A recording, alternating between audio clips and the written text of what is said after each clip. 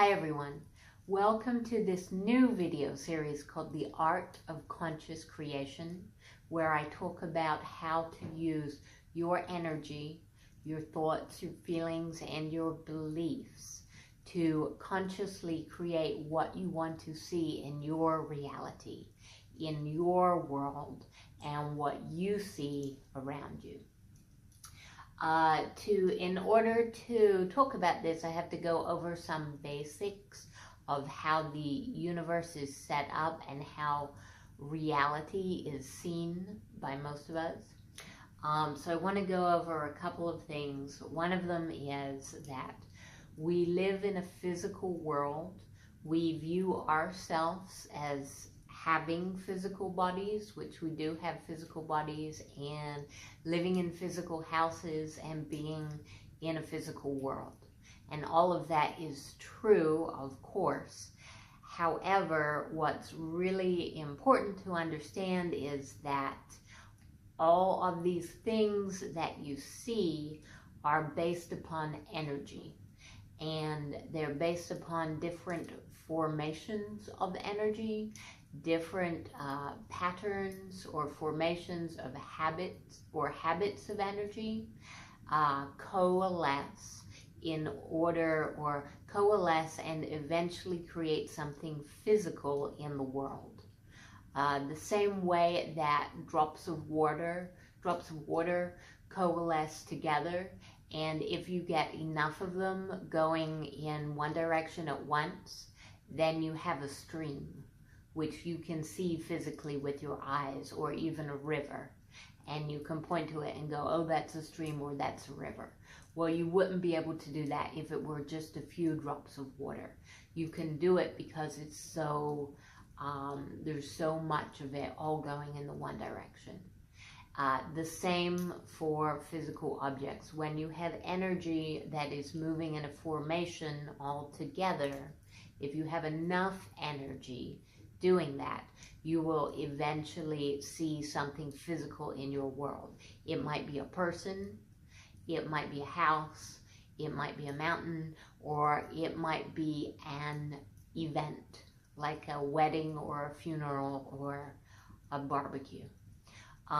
So underlying everything in the physical world is energy and different patterns of energy.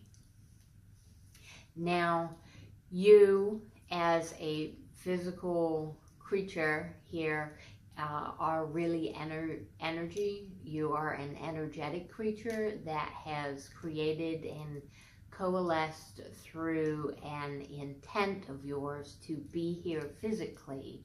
You have coalesced your energy into a physical body.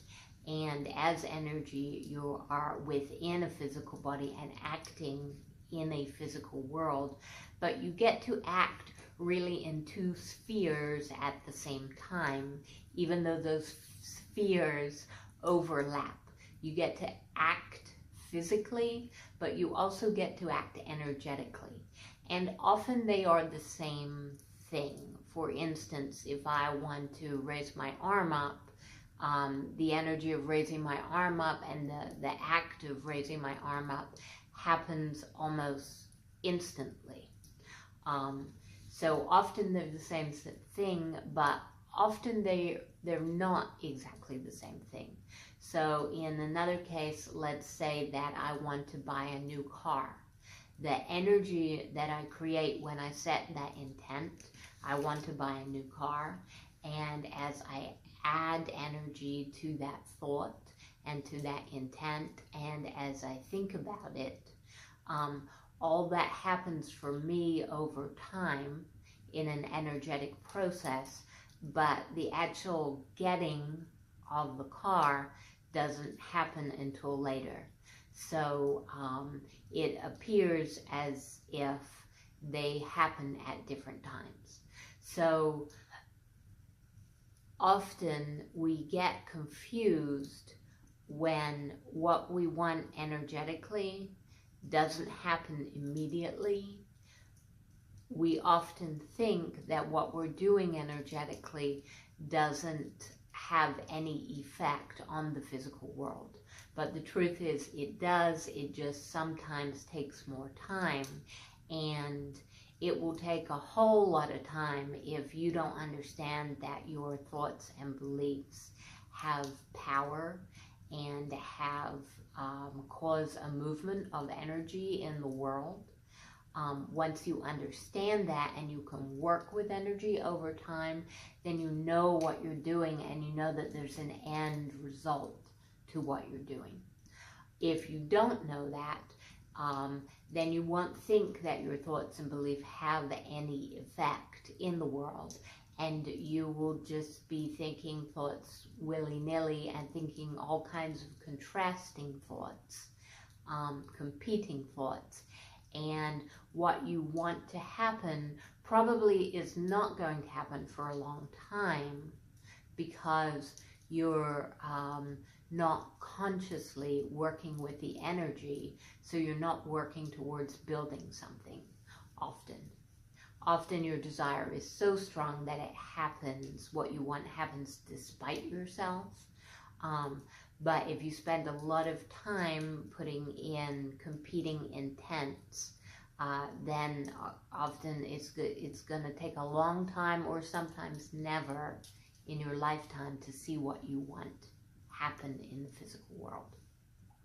So how do you actually create what you want? Well, the truth is, you don't create what you want. That is something that is formed into the universe. The way that energy connects with itself is a natural process, and you do not need to worry a whole lot about how that specifically happens, because it is an automatic process as far as you are concerned. What you need to worry about is your input into the start of that process and what types of processes you are starting. You can think of it a little bit like computer programming. Your job is to type into the computer what it is that you want, and the computer will do its stuff with electricity and whatever goes on in the computer. I really don't know. But that is not important to understand. Your job as a computer programmer or as a conscious creator of your life is to understand what to put in and when to put it in and how to make it understandable for the computer to carry out its task. So the truth is that it is not difficult to initiate a creation whatsoever. In fact, it's so easy that all you actually have to do is think of what you want in the world to happen, and instantly, immediately, that is created energetically for you. It happens instantly. It's the same as when people have near-death experiences and they move into the energetic realm. Then often you will hear people talk about, oh, I thought about my dog and suddenly my dog appeared, or I thought about a field with flowers and suddenly I was in a field with flowers.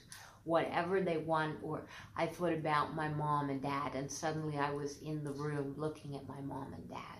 Whatever they want instantly appears before them, because we are at our hearts creators. And that is how our energy works and has been designed. So thinking of what you want is simply a very powerful tool and will create instantly what you want in the energetic world. However, you will only have what you want instantly if that intent that you set is pure, meaning pure desire, and clear, meaning a clear intent with no counter intents of your own.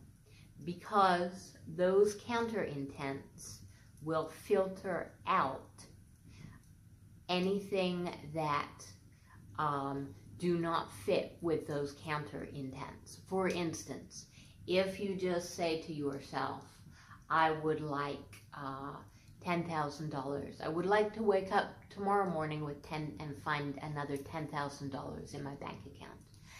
That, just setting that intent creates that energy, and that would come into your world if you didn't have any counter intents to that reality.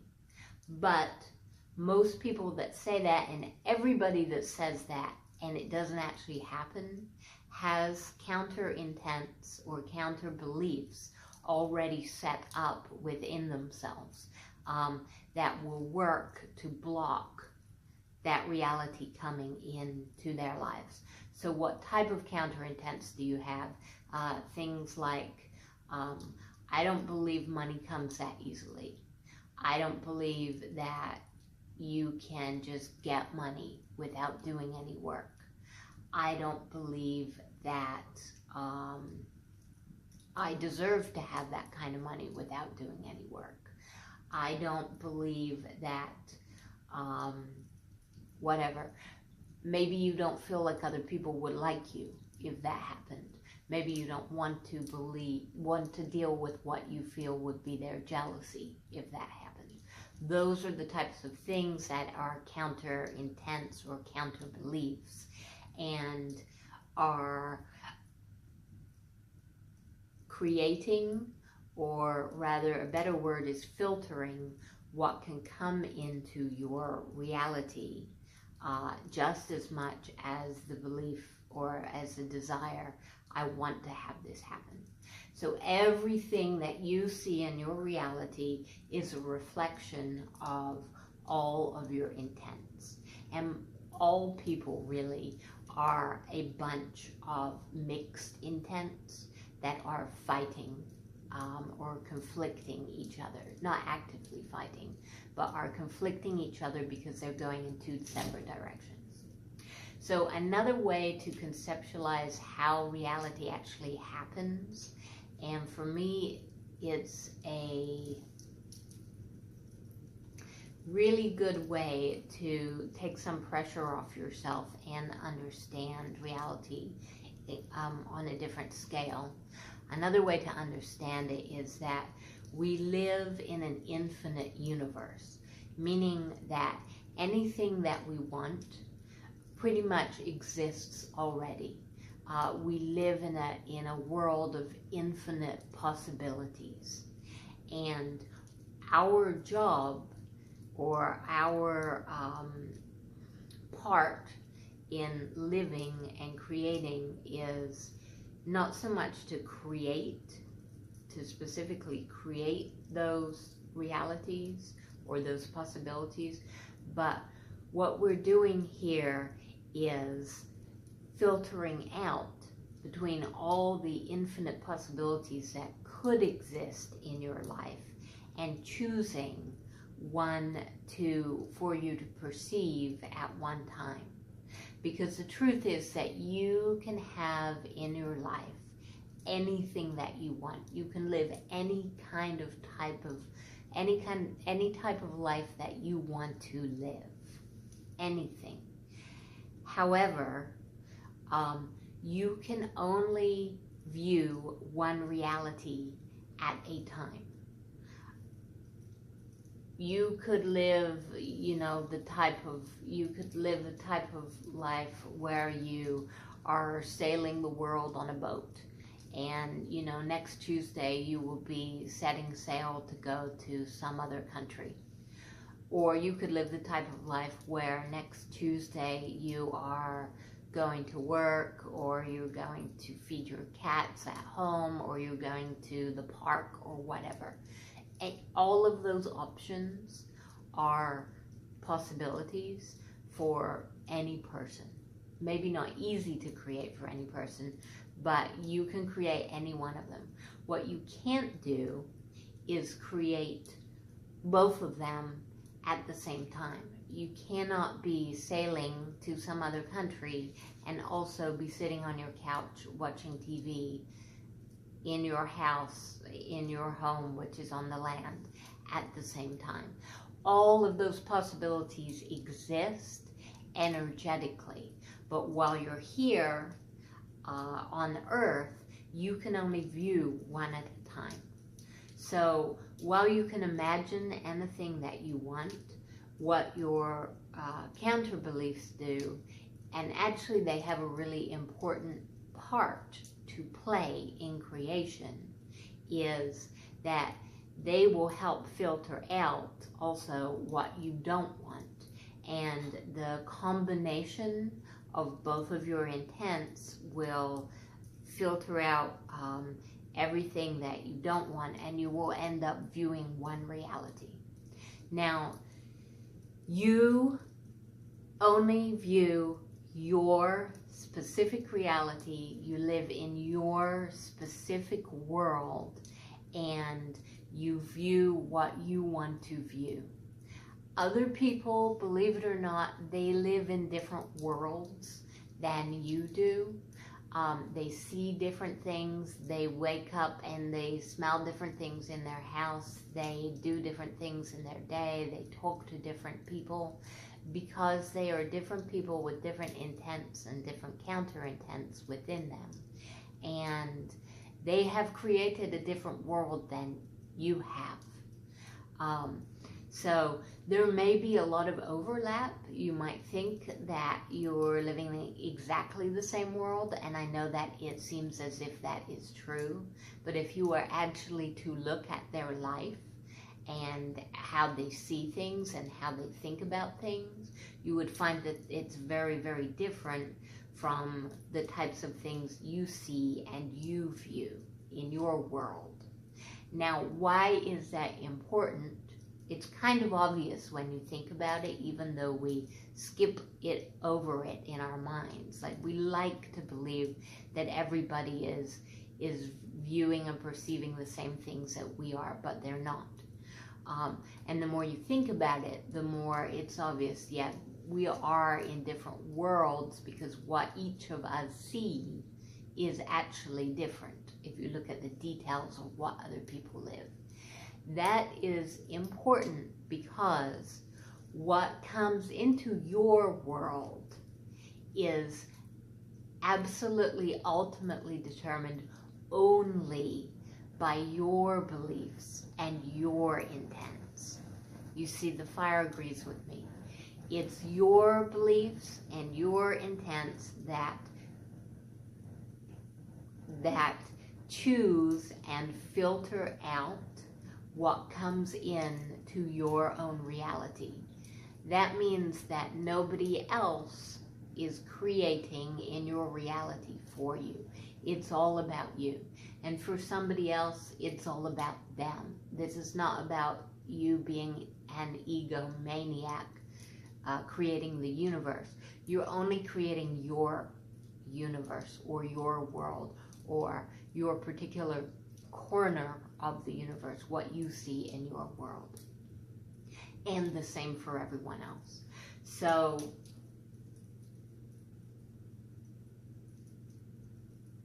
even when we believe that other people can create for us in our world, that's not actually how it works. It's only our intents and our counter intents that are creating what we see. I think that's all for now. I'm going to get into more specifics in the next video. If you have any specific questions about this material, then I would love to hear it in the comments below, and I will try to answer it, because I want to work with what people really want to know, and getting the feedback is really helpful for me. So that is all, and I will talk to you all again next week. Thank you.